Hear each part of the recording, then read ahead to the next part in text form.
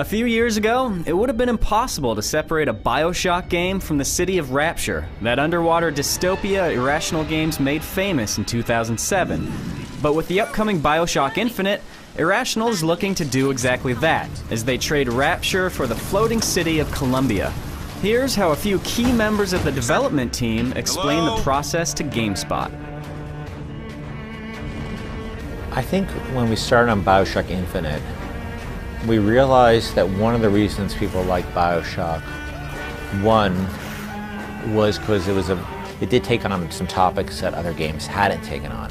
And I think they felt that there was especially for a big mass market game, that was respecting their intelligence, that was saying, you know what, we think you're interested in a broader range of things than you might be, or at least we're comfortable with putting it out there and crossing our fingers and hoping that you guys are going to come along for the ride.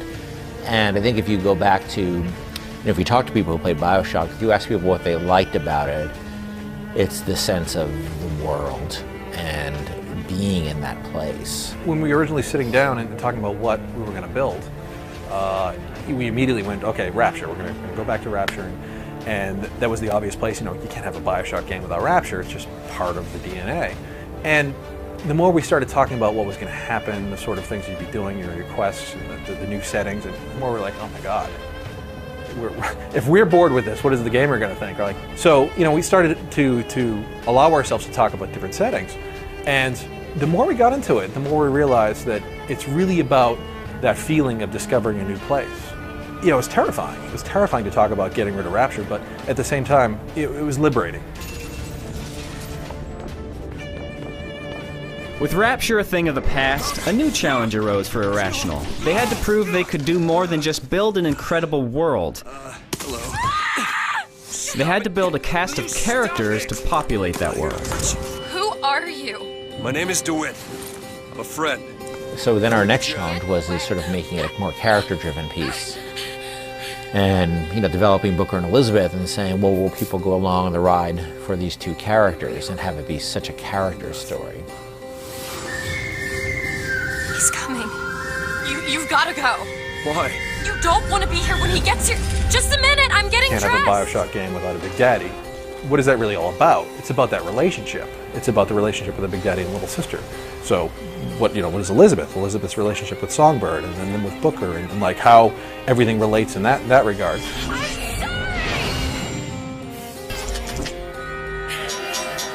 I'm sorry. I never should have left. I never should have left. We knew we had to create, with this game, a great environment, a great city. And that was not trivial. It took us a long time to figure out what that city was, and more importantly, how we'd communicate what it was. The religion, the American exceptionalism, and that is all brought about through a very specific visual. And there was a day where I sort of realized what that visual was, which was, this sort of sunny July 4th, small town America, Americana visual that you see right at the beginning of the game. But then there was so that we were fairly confident we figure out. I didn't lose a lot of sleep over that, but then it was that we didn't want to tell the story of a non-entity again. I think to do another story with a non-entity, immediately people would be expecting certain things out of it, and they couldn't just accept it as, oh, it's a first-person shooter, so you're a non-entity. They would know it's a BioShock game. They would expect something. Rapture, we sort of think of it as a graveyard, right?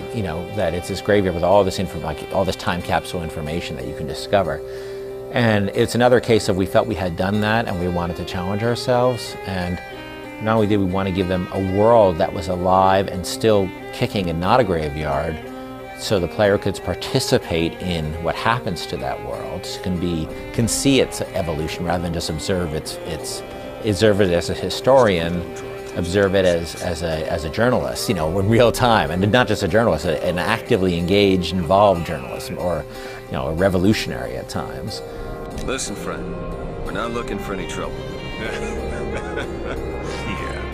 BioShock is a series unlike most shooters. It focuses on overlooked periods in American history, playing with powerful themes in a twisted alternate reality.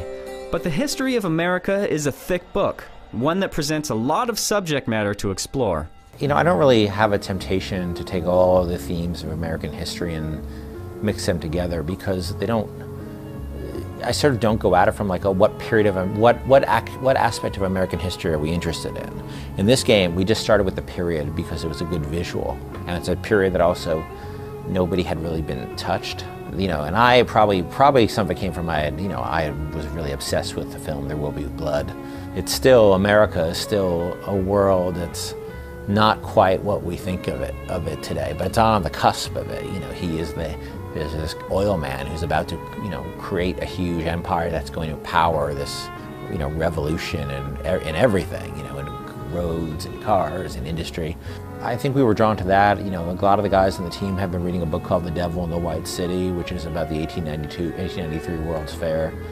We don't like to look at other people's representations of the period, because then you're just furthering yourself from the actual source material.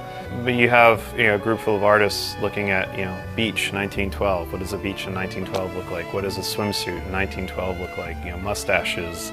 The character artist, you know, he has tons of like guys with weird handlebar mustaches and hats and things like that, and, you know, doing the muscle poses on the beach. Thinking about, okay, well, let's go look at Edison and Tesla. I didn't even know that they had a rivalry where they're, you know, one was promoting AC, one was promoting DC. And, you know, and that starts informing possible scenarios, things that, you know, are bubbling up to the surface that you want to latch onto, and either, you know, for the writers start writing about, or, you know, things that inspire the art team in general to start making. You know, overall, it's the source material. We have lots of very strange photos from the time. I mean, one of the ones that we'd shown at PAX was a dead horse in a gutter with the kids all poking with a stick and playing around it. You know, it's like something you'd never see in modern day, like a dead animal on the street covered in kids. And it just kind of really shows you how different things were. I think a lot of people were worried when we started this game that because it looked happy and nice, that the game would feel happy and nice. And I think very quickly people realized that you don't need darkness to portray darkness. But right from the beginning, they say, like, can we have like the most disturbing shit in the world happening to you in the most beautiful setting possible? And you know, there's that moment where you realize you've bitten into the worm in the apple. You know, all of a sudden the beauty of this place comes crashing down during that raffle scene. That was one of the challenges we gave to ourselves too, and it is, you know, it is a deeply oppressive environment. It just doesn't look that way. Abandoning the world of Rapture was a bold move, but Irrational Games is one studio that isn't afraid to take creative risks. With BioShock Infinite just a couple months away from hitting store shelves, fans will finally get to see whether that gamble has paid off.